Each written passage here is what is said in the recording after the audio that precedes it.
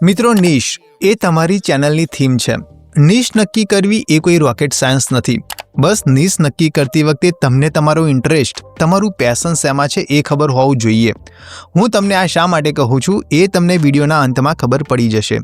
મિત્રો વિચાર કરો કે કેરી મિનાટીએ રોસ્ટિંગની જગ્યાએ ટેકની ચેનલ ખોલી હોત તો, અથવા ટેકનિકલ ગુરુજીએ કોમેડીની ચેનલ ખોલી હોત તો શું એ લોકો સક્સેસ થાત? જવાબ છે ના। મિત્રો અત્યારે હાલની તારીખમાં એ લોકો દુનિયાના જે મોટા મોટા યુટ્યુબર છે એમની લાઈનમાં આવે છે। કારણ એ જ છે કે વિડીયો કન્ટેન્ટ માટે તેમને પોતાનો ઇન્ટરેસ્ટ કે પેશનવાળી નિશ પકડી તમે આ વિડીયો જુઓ છો। એનું કારણ એ છે કે તમે કન્ફ્યુઝ છો કે હું મારી ચેનલ માટે કઈ નિશ ચૂઝ કરું। ટ્રેન્ડિંગમાં કામ કરું કે જ્યાં વધારે પૈસા મળે છે તે નિશ ઉપર કામ કરું, કે પછી મને જે આવડે છે એની ઉપર કામ કરું, કે પછી મને કશું નથી આવડતું તો શું કરું? મિત્રો ભુવન બામ, આશિષ ચંચલાની, ટેકનિકલ ગુરુજી કે પછી કેરી મિનાટી, તેઓએ તેમની યુટ્યુબની જર્ની તેમના પેશન સાથે કરેલી છે।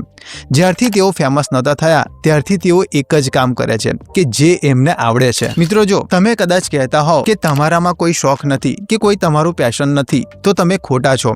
દરેક વ્યક્તિને કંઈક ને કંઈક વસ્તુ કરવામાં ઇન્ટરેસ્ટ તો હોય છે જ, બસ જરૂર છે તેને શોધવાની। મિત્રો જરાક વિચાર કરો, તમે તમારા ફ્રી ટાઈમમાં શું કરો છો? એમાં ઘણી બધી વસ્તુઓ આવી શકે છે, જેમ કે વોક કરવા જવું, જીમમાં એક્સરસાઇઝ કરવા જવું, મૂવી જોવાનું ગમે છે, કંઈ પણ હોઈ શકે છે।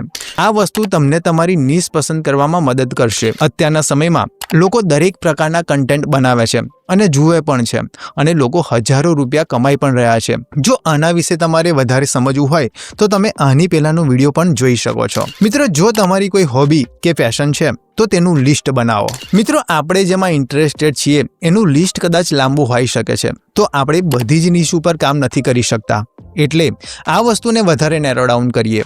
મિત્રો આગળ તમારે એ ચેક કરવાનું છે કે તમે જે સબ્જેક્ટમાં નિશ પસંદ કરી એમાં માર્કેટમાં એટલે કે બીજા ક્રિએટરો છે કે કેમ, અથવા જો ના હોય તો એમાં નિશ કેવી રીતે ઊભી કરી શકાય। આપણે એનું એક ઉદાહરણ જોઈએ। તમને મૂવી જોવાનું પસંદ છે તો તેની નિશ કે સબ નિશમાં શું આવે છે? તો એમાં આવે છે movie summaries, movie explain, movie reviews, movie scene reaction. તો આ બધી એની સબ નિશ છે જેની ઉપર તમે કામ કરી શકો છો અને લોકો કરે પણ છે। મિત્રો આ તો એક મૂવી નિશ કન્ટેન્ટની વાત થઈ। આવી જ રીતે તમે તમારા ઇન્ટરેસ્ટવાળી નિશમાં જઈને એનું એનાલિસિસ કરી શકો છો અને એનું માર્કેટ એટલે કે ક્રિએટર કેવી રીતે કામ કરે છે તે પણ જોઈ શકો છો। મિત્રો નિશ ડિસાઇડ કરતી વખતે મની હંમેશા ઇમ્પોર્ટન્ટ ફેક્ટર હોય છે, પણ યાદ રાખજો કે મનીને પ્રાયોરિટી આપીને નિશ નક્કી કરી ચેનલ સ્ટાર્ટ કરશો તો તમારું ફેલ થવું 100% નક્કી છે। કારણ કે અહીંયા તમારો વિડીયો નહીં પણ તમારું માઇન્ડસેટ અગત્યનું છે। કારણ કે એવું કહી શકાય કે જે વસ્તુ તમે પૈસા કમાવા માટે કરો છો તો તમે એ વસ્તુ એઝ એ જોબ તરીકે કરો છો। એ જ કારણ છે કે તમે ક્યારેક ને ક્યારેક કંટાળીને યુટ્યુબ છોડી દેશો અથવા તો કન્ટેન્ટની નિશ બદલ્યા કરશો। એ વસ્તુ 100% નક્કી છે। મિત્રો યુટ્યુબ એ એક બિઝનેસ છે, તો બિઝનેસ એ જ કરાય જે તમને આવડે, ના કે જે દેખાવમાં સારો હોય।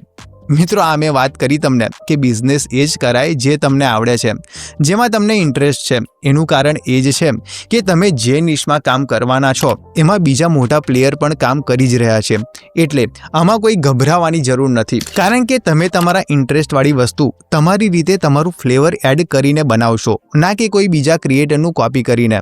પહેલા વ્યૂ આવે કે ના આવે તમે આમાં કામ ચાલુ રાખશો, કેમ કે તમને આમાં ઇન્ટરેસ્ટ છે। જ્યારે જે વસ્તુ ના આવડતી હોય અને એ કરો તો કોઈનું કોપી પેસ્ટ કામ કરવું પડે, અને એ પણ તમે લાંબા સમય સુધી નહીં કરી શકો, કારણ કે તમને એ નિશમાં કોઈ નોલેજ જ નથી। જો તમે તમારું કન્ટેન્ટ પોતાની સ્ટાઇલથી બનાવો છો તો તમારે કોમ્પિટિટરથી કોઈ જ ફરક નહીં પડે, કારણ કે તમે એ કામ એકદમ મજા કરતા કરો છો। તો મિત્રો આ વિડીયોમાં તમને શોર્ટ ટર્મથી લઈને લોંગ ટર્મ સુધી બધા જ ફેક્ટર કવર કર્યા છે। ધ્યાન ફક્ત તમારે નિશ ચૂઝ કરતી વખતે જ રાખવાનું છે। જો હજુ પણ તમને વિડીયો જોયા પછી કોઈ પણ પ્રશ્ન હોય કે યુટ્યુબમાં કેવા પ્રકારના લોકો કન્ટેન્ટ બનાવે છે, કેવા પ્રકારની નિશ ઉપર આપણે કામ કરવું જોઈએ, તો કોમેન્ટ જરૂરથી કરજો। તમને 5, 10, 15, 20 ઘણી બધી નિશ ઉપર આપણે એક પ્રોપર વિડીયો બનાવીશું જેના ટોપિક એવરગ્રીન હશે। તમે વર્ષો સુધી એ જ વિડીયો ઉપરથી પૈસા કમાઈ શકશો। તો કોમેન્ટ કરવાનું ભૂલતા નહીં, અને વિડીયોનો એમ આપણે 200 લાઇકનો રાખીએ છીએ। તો મળીએ આપણે બીજા વિડીયોમાં।